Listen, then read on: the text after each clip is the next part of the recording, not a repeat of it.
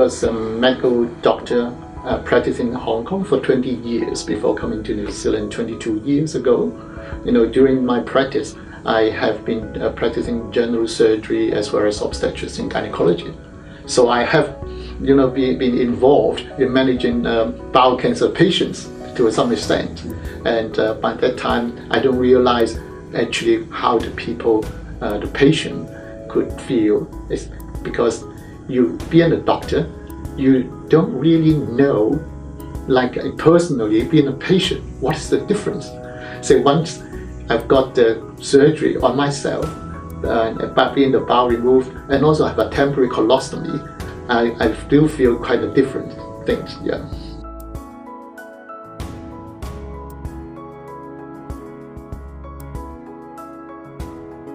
Well, gastrointestinal cancer, is a very common cancer, and you could start from the esophagus down to the bowel, and some of the organs really very difficult to pick up for their cancer, in particular, like the cancer of the pancreas.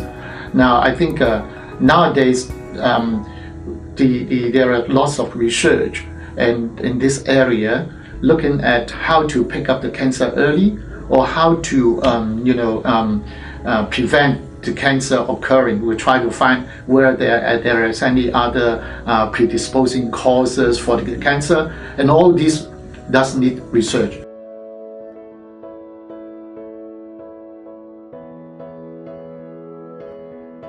Fortunately or unfortunately, I've got my bowel cancer about in the year 2005, since then, but it's been treated in 2006. And then,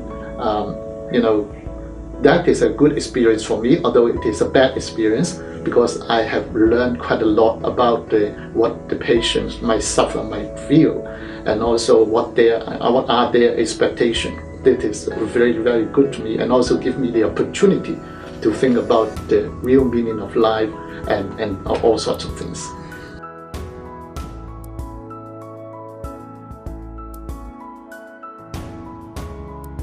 I've got noticed, some blood in the toilet paper after going to the bathroom for about 2 months. I always thinking maybe there's some sort of like a bleeding pile, and then I feel might be something more serious, and I'm that sort of age, more than 55. So I went to see my family doctor and got a colonoscopy done, and then by the time it's confirmed there's rectal cancer. With the regular follow-up after 5 years, nothing wrong, and then really given a warrant of fitness. And the doctor said, well, probably you should be fine. However, I still need a regular follow-up.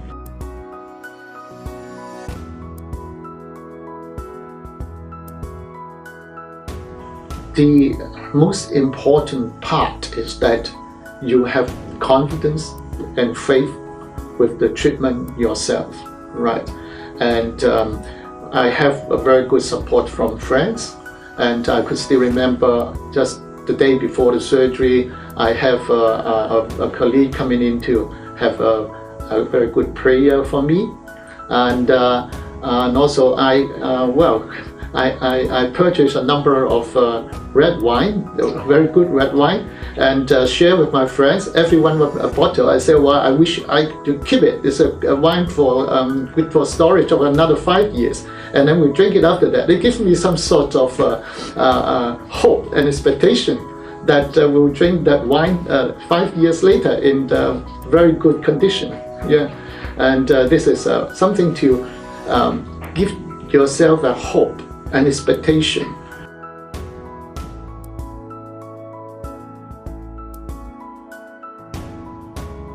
Yes, and also, well, by that time I wasn't a Christian yet, and then even afterwards, it gives you like you are so lucky that you could have a new life, and then we think about everything. And I have become a Christian afterwards, and see the difference. After that, I think I'm lucky. I got a new life, so I treasure it, and I pay more attention to look after my body.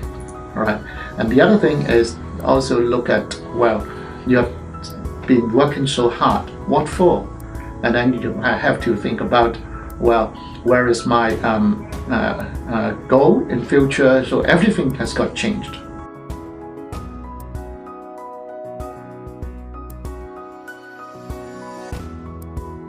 Well, I know the Gastrointestinal Cancer Institute is going to have a campaign, the Love Your Guts campaign, and hoping people could participate to have as many crunch as possible within 5 minutes. Every crunch will be $1 or $2 or many dollars, and every dollar will go to support their the Cancer Institute to do their research and try to reduce the incidence of gastrointestinal cancer, as well as pick up early diagnosis for our patients.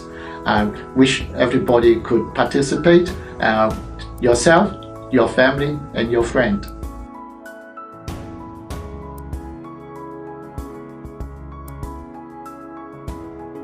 Well, it was around August 2005.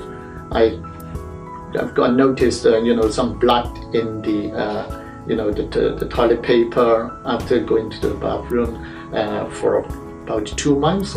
I always thinking maybe there's some sort of like a bleeding pile, and then I feel might be something more serious, and I'm this sort of age more than 55, so I went to see my family doctor and got a colonoscopy done.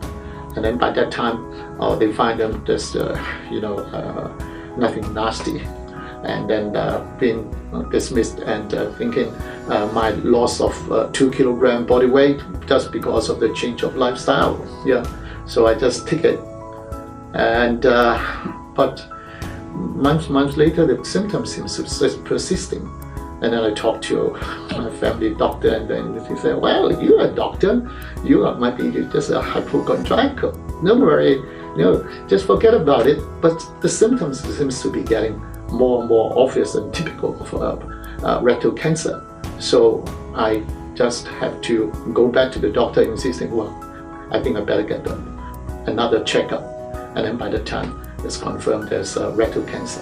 In fact, I didn't realize that everybody just think, oh, with a colonoscopy, you should be free. If it is okay, 5 years, you'll be free from real things.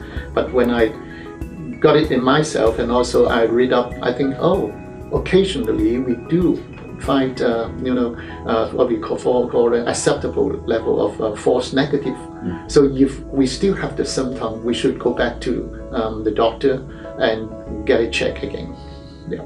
And sometimes this could save a life.